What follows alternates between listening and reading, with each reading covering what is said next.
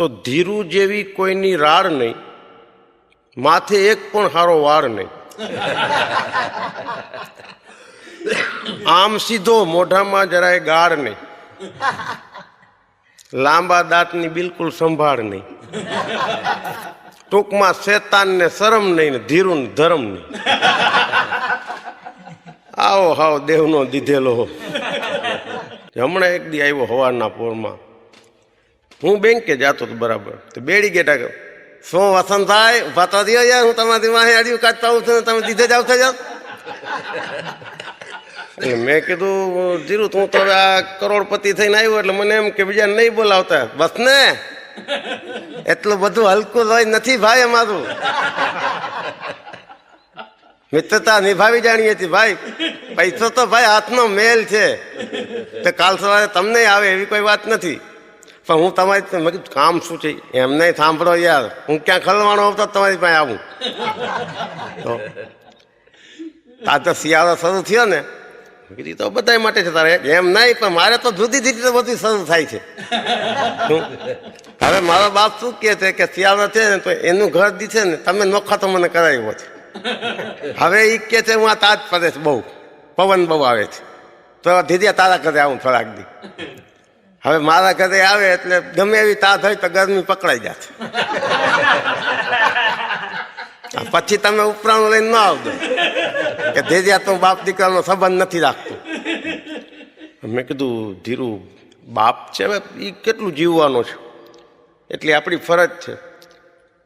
તો હવે તમે કહેતા હો ફરજ છે તો હું ફરજ નિભાવું, પણ પછી તમે તમારી ફરજ ના ચૂકજો. મેં કીધું તું યાર મને આમાં જો હલવાવતો તો પછી હું તો તારા બાપમાં હું બીજું શું કહીએ, એમ નહીં તમે સલાહ તો પછી બધી દો છો, તો અમારે મારી કો થવું જોઈએ કે મારા બાપની કો થવું જોઈએ. પણ મેં કીધું તું મને પૂછો છું, હું તને જવાબ શું છે હવે મને વાત કર. એમ નહીં, જો વસંતભાઈ આજે શું થયું, મારી ઘરવાળી અરદિયા બનાવ્યા હતા, શિયાળો છે ને તો મન થાય તો બીજા જ બનાવ્યા સરસ મજાના, અડધા ગુંદ વધારે પડી ગયો તો મોઢું તતી જાય છે. તો આપણે શું થયું કે બહાર બીજા કોઈને દઈ દે એના કરતાં મારા બાપને દઈ આવું, શું થોડા ગુંદ વાળું ખાય તો એનું શરીર સારું થાય એમ. તો હું દેવા ગયો બરાબર, અમે તો દેવા ગયો એનું અત્યારે એમ નહીં, તમે સાંભળો એક નાની વાત તમને એટલે કહેવા આવ્યો છું કે જો મારા ભેગો રહેવા આવશે તો કેવી મગજ મારી પાછી થશે. હું ખાલી સવારે અડધી કલાક ગયો ને મારી આંખમાં પાણી આવી ગયા, એવું કરી દીધું એને. મને શું થયું કે એમ તો હું અરદિયા દઈ દીધા બરાબર, એને અરદિયા એ તો કાંઈ ખાય ગયા નહીં, થોડીક વાર થઈ ગયો અરદિયો મૂકી દીધા. એ કે જે તારી વહુને બનાવતા નથી આવડતા, બખલીના તારે દાંત નથી જાતો, મારી વહુને બનાવતા નથી આવડતા, જે હું બનાવે હું ખાઈ લેવું જોઈએ ને, અમે નથી ખાઈ લેતા. પાને તો શું તે આવડી મોટી ઉંમર થઈ ગઈ, હજી ભરભરીઓ જાતો નથી ખાવાનો, મધુ વરાત કરી નાખતું હોય. તો મેં છતાંય ગમ ખાઈ ગયો. મેં કીધું કાંઈ વાંધો નહીં, તો મહેમાનમાં આવે તમે દેશજો ડીશમાં રાખીને રાખો, તો હું ડબરો મૂકતો આવ્યો બરાબર. હવે એ ક્યાંક બાયણે જતો હશે, તપાસ બપાસ નાખવા જતો હોય કે ક્યાં જતો હોય ભગવાનને ખબર. તો એ નીચે ઉતરી ગયો. હવે બાયણે અત્યારે પવન કેવો ઠંડો છે, હવે ભૂલી જાય. હવે એ ભૂલકણીનો આપણને તો કાંઈ ખબર નહીં, તો નીચેથી તારું પાડે, ધીરિયા મારો ગરમ કોટ લાવ, ધીરિયા મારો ગરમ કોટ લાવ. તો હું છે ને થાણસીથી ઉપાડીને લઈ ગયો નીચે. તો બોલો મને તમાચો મારી લીધો. એક તો હું અરદિયા દઈ આવ્યો, માથેથી કોટ દઈ આવ્યો. પણ મેં કીધું ધીરુ સાણસીથી કોટ એમ નહીં, તો એને ફાટવું ન દે ને, ગરમ કોટ લઈ આવો એમ ન કહેવાય, ખાલી કોટ લઈ આવો. મને થાનું ચિંતા કરી કે નકામ કે દાદી બાજી જાય ગરમ હોય તો મરી, કારણ કે આ નવરો બેઠો શું કરતો હોય ઘરમાં આપણે કેમ ખબર પડે. એટલે તમે એ આપણો ભેગો તો નહીં પોસાય, એ તમે ભેગો સાંજને આવવાનો જ તમારી પાસે. તમે એને સમજાવી દીધે કે ધીરે એની રીતે જિંદગી જીવે છે એને જીવવા દો. શું વસંતભાઈ આપણે કાંઈ ઓછું નથી કહ્યું, તમને કહી દઉં, હમણાં કરોડ રૂપિયા જે લઈ આવ્યો, હવે મને મારા હાથમાં શું આવ્યું છે તો હું જાણું છું ને મારું મન જાણે છે. શું આ બધું કોખાતું જ કહ્યું છે મેં, તો મારી જિંદગી વહી ગઈ આખી કોક માટે, મેં કોઈ દી સુખ ન જોયું. વસંતભાઈ કેટલા 33% તો ગવર્મેન્ટે કાપી લીધા ને મારા બાપના બિલ તમે જુઓ ને તો તમે હાથે જ થઈ જાઓ. પૂછજો એને સાંજના આવે તે 1,78,492 રૂપિયાની તો શિવાજી બીજી પી ગયો છે આ બુદ્ધિ. હું દુકાનવાળાને કહેવા મેં કીધું ખબરદાર છે તારા પાછી એથું થૂથું પીવડાવું તો પીવડાવજે, બાકી ઉધાર દીધું તો થામ મારી નાખીશ. આ તો ઠીક છે આપણે આ મેર પડી ગયો ને કે આપણે બીડી વાળામાં રાખી લઈએ. એટલે આ મને હવે નહીં પડે, મારા ઘરમાં તો માણસ જોઈએ જ નહીં. મેં કીધું ધીરુ હવે આમ જો તારે છોકરો મોટો થઈ ગયો, તું આ બધી પંચાયત હવે મૂકી દે. છોકરો મોટો થઈ ગયો છે, કાલ સવારે ઊભો થઈ ગયો, બધું બરાબર છે વસંતભાઈ. આપણે દીકરામાં હવે જ્યાં પ્રોબ્લેમ થવા માંડ્યો હતો, તમને હું કહેતો જ નથી. હું તમે બારગામ હતા ને, એમાં જ્યાં જોખમ જેવું છે ભાઈ, છોકરો તો એમ બીજો એમ સીધો છે, એમ બીજી કોઈ ચિંતા નહીં એની. પણ દાંત છે ને મારા, એને વારસાગતમાં દાંત એવા થતા હોય એવું મને લાગે છે.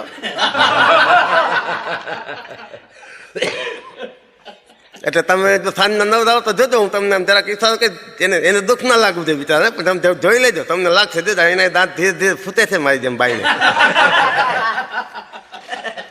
તો મેં કીધું ધીરુ હા હું તને સંભાળી શકું છું એ ઘણું છે, હજી આ એવો થશે. હું ક્યાં કહું છું, આ તો બધા જ્યોતિષો કહે છે કે વારસામાં બધું આવે. કારણ કે થોડુંક હવે બોલે છે મારા જેવું. એક બે વાર મને એમ થયું હતું કે તારા પાડે છે, પણ પછી મને ખ્યાલ આવી ગયો કે આ બધું વારસાગત ઉતર્યું છે. હવે તો જે છે એની કોઈ ચિંતા બીજી એની નથી, પણ મારા બાપને તમે સમજાવી દેલી બરાબર. એનું કારણ શું છે, મકર સંક્રાંત આવે છે ને એટલે મને બોલાવ્યો છે ને. મેં કીધું કેમ લે તમને દાદી કેમ ખબર ન પડે, એ ગઈધો કાંઈ ઓછો નથી. મને કેમ મકર સંક્રાંત નદી સવારમાં આવી જાજે વહેલો, પતંગ ઉડાડે છે. ધંધા કાંઈ હારા નથી એના હજી. હવે આપણે તો અમનો ખાલી છીએ, એટલે આપણે તો હવે એક દી જવું છે તો હું જઈશ પતંગ ઉડાડવા. મેં કીધું કાલે જ છે આપણે, એટલે તો તમને કહું છું આ કાલ પેલા બધું હંકેલો કરી લેજો તમે, અમારા બે વચ્ચે ઝપાઝપી ન થાય. ભાઈ તો બીજે દી સંક્રાંત ને દી મને કે તમે આવજો. હા એ તમને પહેલા કહી દો, સંક્રાંત તમારે આવવાનું, તલ સાંકળીને બધું ખાસું આપણે ભેગા બેસીને. પણ મને તલ સાંકળીને બહુ ભાવે, કારણ કે મારે તારા સિગરા જેવા દાંત છે ને પતક દે કટકટ કટકટ ખાઈ જાય, અને મારા બાપ ન ખાયા કે એટલે મને બહુ મજા આવે. એટલે કાલ આપણે બે જણા થઈને બધું બનાવ્યું છે ને, મીઠાઈને બધું ખાતું, તલ હાંકરીને કાજુ પાકને એ ભલે ગઈ તો પતંગ ઉડાડતો હોય. હું તો ભાઈ બીજે દી પહોંચ્યો તો અમારે અહીંયા પ્રતાપ વિલાસ છે, અહીંયા આવડી મોટી ફિરકી લઈને ધીરુનો બાપ આંટા મારે. ધીરુ ગયા એટલે કે તથી કેટલી વાર હોય આવવામાં. એટલે ધીરુ કે ભાઈ વાત તો લાગે ને, તને તો બખા બીજું કઈ કામ ન હોય હવારમાં. તો ધીરુનો બાપ કે હું તો 6 વાગ્યાનો આવ્યો, હું તો 6 વાગ્યામાં આવી જ જા ને ભાઈ, અમારે તો બધા 7 કામ હોય યાર. તો ધીરુનો બાપ કે પછી પવન પડી જાય ને પછી ઉડાડવાની મજા ન રહીએ. ભાઈ પવન પડી જાય એના કરતા તું પડી જા, હું તો કહું છું. પવન શું અમારા હાથની વાત છે, પવનને પછાડવું નહીં. હવે તે પવન તો હાવ વયો ગયો, એટલે મેં કીધું ધીરુ પતંગ ઉડશે નહીં. મેં ધીરુ કે મને બધી ખબર છે, એકેય સંક્રાંત આના ભાગે પવન આવતો જ નથી. પણ હું દર વર્ષે નવો આઈડિયા કરું છું, કોઈને કીધો નથી. આજે તમને કહું છું, તમારા બાપને ન કહેજો, નકર ઘરનો ગોટે થઈ જશે. કેમ હા એવું છે એમાં. મને આમ સાઈડમાં લઈ ગયો ધીરુ, એક ઓયડી હતી ને, મને કે બોલતા નહીં તમે કાંઈ, રોકેટ કાઢ્યા એમાંથી. મેં કીધું શું? પતંગ તો ઉડવાની જ નથી, આપણને ખબર છે મોટી પતંગ છે, રોકેટ બાંધી દઉં છું અહીંથી. હું જઈ અને બીડી સળગે દાદો તો રોકેટ ને પતંગ બે ઉડે. પછી શું છે ઓલું સળગે એટલે કટ થઈ જાય. એટલે હું કહું મારા બાપને કે કોકે કટ કરી નાખ્યો, એટલે રાજી થાય. 14-15 સંક્રાંતથી આવું કરું છું. એટલે આજે નિયમ છે ને જાળવી રાખજો તમે, પાછા કહેતા નહીં નકર મને કૂટી નાખશો. હા એની એકેય પતંગ હરખી ઉડી જ નથી કોઈ દી, થોડીક ઉપર જશે ને કપાઈ જશે. આ તો તમે અંગત છે ને એટલે કહી દઉં છું, કારણ કે આ માણસ આગળ આપણે દિમાગ લગાવવા પડે, નકર મરાવી દે આ કોકને. એક તમને સાચી વાત કહી દઉં કે મેં થાયરીની એક 4 લીટી લખી છે. હું આવા કામે ભેગા ભેગા કરતો હો વસંતભાઈ, સમજાવો મજા આવે. જો વસંતભાઈ ચા બગડે ને તો સવાર બગડે. હા, શાક બગડે તો બપોર બગડે, અથાણું બગડે એનું વરસ બગડે, જવાની બગડે એનું જીવતર બગડે, પાણી બગડે તો ઝાડના મૂળ બગડે, ધીરું બગડે તો આખું કુળ બગડે. મને તો છાતીમાં દુખવા મળ્યું. એમ નહીં, તમે એક જ થાય છે એવું નથી. હા, હજી તો મારા બાપથી મારા ટેન્શન છે ને કતો દૂતા કાઢી નાખું લખવામાં. આ તો હું આવું લખતો હોય ને તો હિન્દી પણ જતી લે છે મારી પાસે. એટલે આવી બધી ઓબ્ઝર્વેશનની વાતો મેં કહ્યું જીરું હવે એ બધી લખતું મૂકી દે. કુટુંબ કેમ ચાલે છે, બધું બરાબર છે, કોઈ ચિંતા. જો પૈસા તકે તો મુશ્કેલી હતી નીકળી ગઈ, એ હવે કોઈ ટેન્શન નથી. પણ હવે હું શું છે, હવે મારે તકેદારી મારા બાપની રાખવાની છે. હવે જો એ કરજો કરશે ને તો હવે મારું કોઈ ગજવું નથી પહોંચી વળવાનું. જોકે તમે છો, મને એમ કીધું રેવા દેજો ભાઈ, મને એમ નહીં, સુખે દુઃખે મિત્ર જ કામ આવવાના છે ને. તો એમ તો મને નર્સરા મેં કીધું છે કે જોતા હોય તો મારી પાસે 25 રૂપિયા લઈ જાઓ ગમે તે. આપણે શું છે કે દિલવાળો માણસ નર્સરા, એ શું છે પછી પાછા માગે છે. આ તમારું વાત ચિંતા નહીં, અમને એકવાર દીધા એટલે પૂરું પછી. એટલે આવું બધું છે શું. કારણ કે હું એકવાર નીકળતો મને કીધું હતું 20 રૂપિયા દીધા ને કે દુકાનેથી બીજી વાર નીકળતો પૈસા દેતો જાજે. એટલે આવું બધું છે. આપણે એમાં ઊંધું નથી ઉતરવું. પણ હું તમને કહું છું વસંતભાઈ, મારે ઇલેક્ટ્રિકનું ફિટિંગ કરાવવાનું છે ઘરમાં. જીરો હવે એ અત્યારે ખોટા, તમને ખોટા લાગે છે બાપુ. તમારે ત્યાં બધું છે, પંખા ટીવી ને ફલાણો ઢીક. અમે માણસ નથી. તો મેં કીધું મારી શું જરૂર છે, તારી પાસે પૈસાની કોઈ જરૂર નથી. પણ તમે ઓલા કુંદનભાઈ ઇલેક્ટ્રિકવાળા છે ને એને જ્યાં કહેજો, શું તે નબળું વાયરિંગ કરે ને પછી ઘરમાં કોઈને સોચબોત લાગી જાય તો મારે એક તો માન લંગડી વહુ છે, કોઈ ઘરમાં ચોથી ન જાઉં. મેં કીધું એમ કઈ ઓલા ઇલેક્ટ્રિકવાળાને કેવા થોડું જવાય. એમ નહીં, જો કહેવું હોય તો કહો, નકર આપણે કરાવવું નથી કામ. કારણ કે આમાં કાંઈ ગેરંટી તો હોતી નથી. પછી નકામાં ફ્યુઝ એનો ઉડી જાય ને આપણે ઉડી જાય.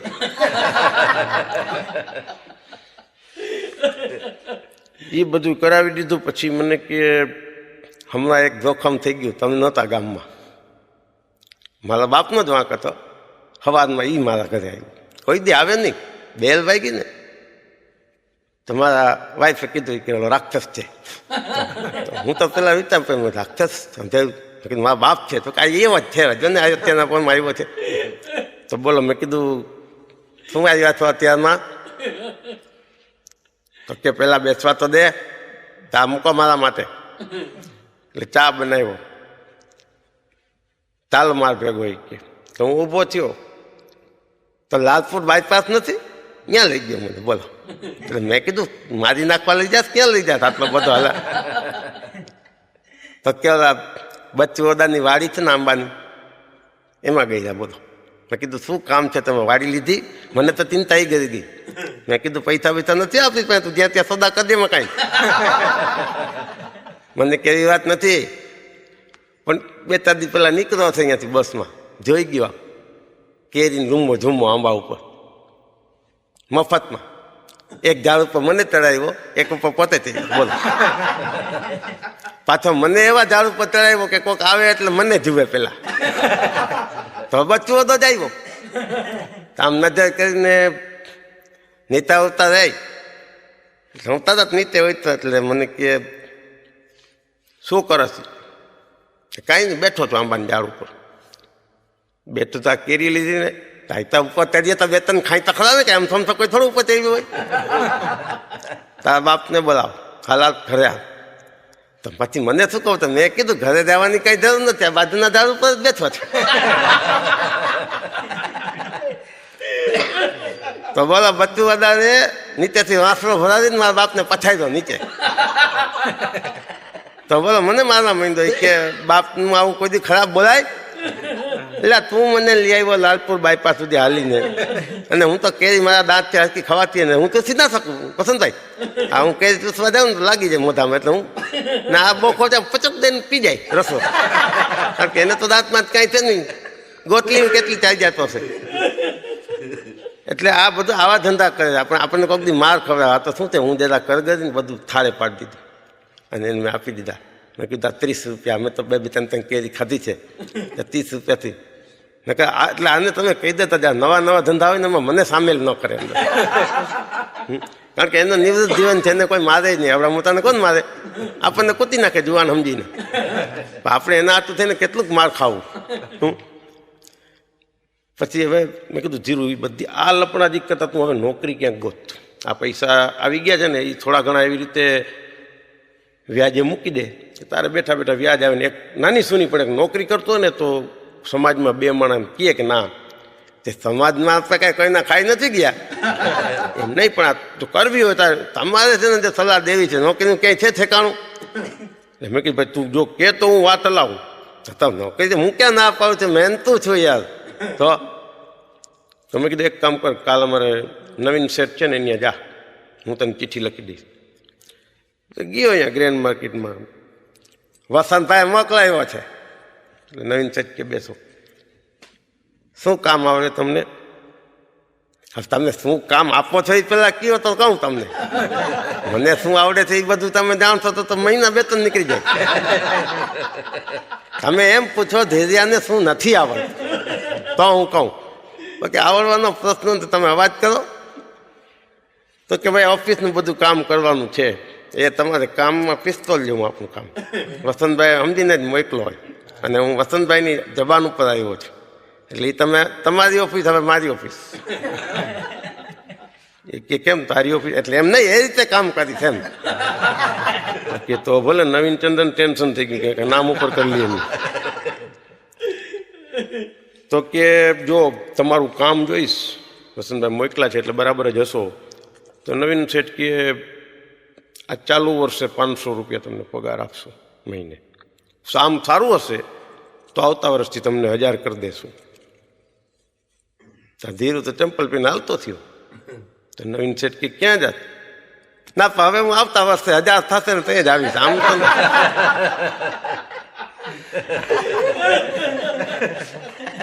નવીન શેઠનો ફોન આવ્યો મને કે હું જ જડું છું તમને યાર. મેં કીધું પણ એ સાચોય છે ને, અત્યારે હવે ને પૈસાની. એટલે મેં કીધું હવે ધીરું તારે નોકરી કરવી ને હા ગયા મોકલીએ છીએ એમને. વસંતભાઈ જો હું ખોટું બોલતો હોઉં તો તમે એ ગયા તમે હો તો તમે શું કરો? જ્યાં જાજો લાભ મળતો તે જ જવાય ને, ખોટું 500માં તોડાવવું યાર.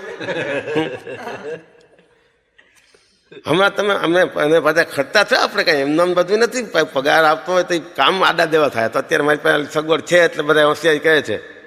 હા નાનકડા ઓપરેશન કરાવવા જાય છે ને તો ડૉક્ટર આગળ, તો ડૉક્ટરે કંઈ મૂકતા નથી. હમણાં એક નાનકડું ઓપરેશન તમને ખબર નથી. તમે હમણાં બહુ મદ્રાસની બાજુ વયા ગયા હતા એટલે હું દુખાવો પર રાતના 1:30 વાગે આપું. કોણ?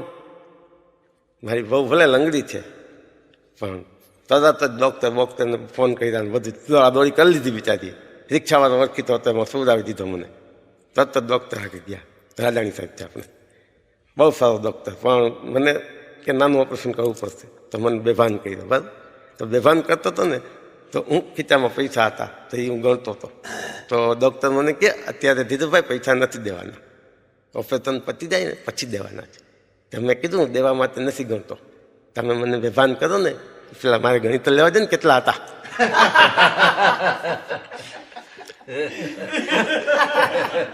કારણ કે તમે નાનકડું ઓપરેશન કહો છો હું બધું સમજુ છું, પણ આ ખીચાનું મોટું ઓપરેશન થઈ જાય તો આ ઓલા ડાક્ટરને પરસેવો વાળી દઈએ. એટલો બધો દિમાગનો પાકો માણસ છે. હા વસંતભાઈ એક કહું, પત્ની ભલે સારી મળી છે પણ એની સહન શક્તિની હદ છે. એ બાએ જબરું સહન કર્યું છે. મારી સાથે હમણાં રોજ બાજે છે. કેમ? હવે એને ગમે એમ હોય, એક લઘુતા ગ્રંથિ બંધાઈ જાય ને એ ટાઈપનું થઈ ગયું છે એનું. કાલ સવારમાં મને કહેતી હતી કે આપણું કુટુંબ છે કે કોઈ સર્કસમાં હું રહેતી હોય એવું લાગે છે. એમ કે પછી મેં પૂછ્યું કે એવું તને હવે લાગવા માંડ્યું? આ 16 વર્ષ થઈ ગયા લગ્ન જીવનને, હવે તને સર્કસ જેવું લાગે છે? એ કે જો હું તમને કહું, આખું કુટુંબ સર્કસ એટલા માટે મને લાગે છે કે આ પૈસા મારે આવ્યા એટલે બધી રોનક વધી છે એવું નથી. અમારા તો બે વચ્ચે તો થોડુંક મન દુઃખ છે જ હજી. શું? હા, એનું કારણ છે કે દુકાન પૈસા જે બધા માગતા તો હવે જ આવે ને, કે જેટલા બધા ઉઘરાણીવાળા આવે છે એ બધા જોકર જેવા હોય, હે, તમારા દોસ્તારો બધા વાઘ જેવા, પાડોશી સિંહ જેવા, કોઈની હારું માણસ છે આપણી આજુબાજુમાં? શું ડાલામાં છો તારો બાપ? કુટુંબ આખું જોઈ લ્યો કે થાકી ગઈ છું આ બધાથી હું. તો ધીરું કે હું આ બધું સાંભળીને બેભાન જેવો થઈ ગયો. તો મારા ઉપર એને એટલી બુદ્ધિ નથી વિચારતી કે કોઈ બેભાન થાય તો ઠંડુ પાણી થતા, ગરમ પાણી થાય તો બોલો. એટલે આપણે ના ઉભા થતા હોય તો થઈ જવું પડે, કારણ કે ઠંડુ પાણી આપણે સહન થઈ જાય. ગરમા ગરમ નાખ્યું ને મને કે જોયું તમને જે આવું થાય ને તે તમે ગરમ પાણીની થેલી ભેગી રાખવી. આપણે શું બધા આવી થેલીઓ લઈને જવાતું હશે? એટલે આવશે આપણને બધા સલાહ આપણને દે છે. તું પરમ દી જાતો તો સ્કૂટી પર મારા માર જમાદારે રોઈ કહેવાય કે થાય તો ભરે. આપણે તો તમને ખબર છે, પાછો મને શું કે લાયસન્સ બતાવો. ટ્રાફિક થપ્પા ચાલે છે ને એને એમ કાની પાસે નહીં હોય. મેં કીધું લાયસન્સ નથી બતાવો. કેમ? એમાં શું જોવાનું હોય? બધા એનું હોય એવું જાય તો ભર નીકળી ગયો લે.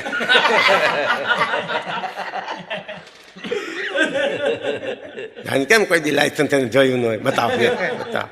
આપણે પાતું પણ બતાવ્યું નહીં. આપણે સાચા છીએ. હમણાં થોડાક દી પેલા મારા બાપા સત લગાડી હતી છે નહીં.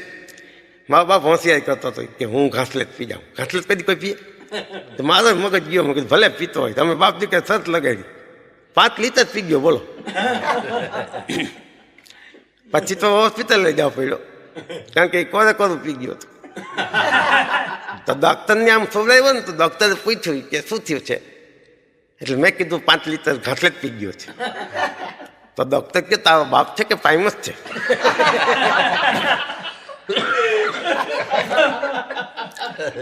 તો બોલો, નસદેનને બોલાવ્યા અને પેટમાં કે ફાંકું પાડવું પડશે.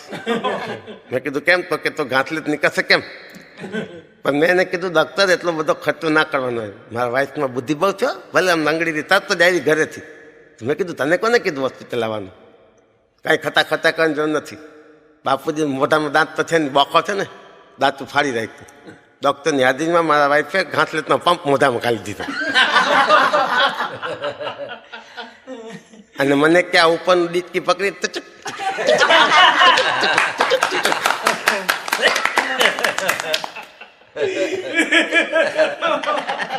તો એટલા બધા પંપ માર્યા. તો પછી મને ખબર પડી કે 5 લીટરને બદલે 7 લીટર જેટલું નીકળ્યું. કઈ ડોક્ટરે કીધું કે તારા બાપના ઘરે લાલ ઘાસલેટ ના હોય.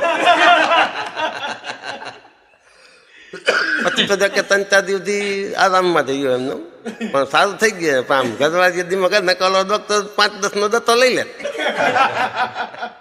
મેં કીધું મારા બાપને કે જો અંતે કુટુંબના કામ આવ્યા, નકર ઓલો પેટમાં આવડું ફાંકું પાડી નાખે. પછી અમુક તો ડોક્ટર બંધ નથી કરતા કે પૈસા દો પછી બંધ થાય. એટલે આવી બધી વાતો ધીરુની ઓબ્ઝર્વેશન કરી અને સમાજ સામે મૂકીએ. પણ ધીરુ કે વસંતભાઈ, સંસ્કૃતિ એમ કહે છે કે આંગણે મહેમાન આવે ને, મહેમાન શબ્દ છે ને આમ બુદ્ધિ સાથે દિમાગ તો એવો જબરો લાવે. મને કે મહેમાન કોને કહેવાય? માન એટલે વરસાદ. વરસાદને જેટલું માન મળે ને એટલું મહેમાનને માન મળે, એને મહેમાન કહેવાય. પણ મારી અહીં કે હમણાં મારા કાકાનું કુટુંબ આવ્યું, એના છોકરા તો કોને ક્યાં ચોઘરિયામાં જૈનમાં છે. વસંતભાઈ 3 દિવસ રોકાણ હતા, પણ મને એમ થયું કે 3 વર્ષથી મારી ઘરે રહીએ છે. બોલો, હું બારેથી આવ્યો, એનો નાનકડો છોકરો મારો લેંઘો પહેરીને શેરીમાં રખડતો. હવે આપણી પાસે શું કાંઈ 5-25 જોડી લુગડા થોડા હોય. હવે એનો છોકરો એવો ધૂળવાળો કરીને મને કે અંકલ બીજો લેંઘો આપવા મેલો થઈ ગયો. અરે મારી પાસે અત્યારે પહેરવા નથી, તું મારો પહેરીને ફરસ. મારા ઓરડામાં ગયો, છોકરા ચાકથી લીટા કરે, કોઈ કોલસાથી લીટા કરે, આખું ઘર બગાડી નાખ્યું. તો અંદરના રૂમમાં મારી રસોઈ કરતી હતી ને તો હું અહીંયા ગયો તો રોતી હતી. મેં કીધું કેમ?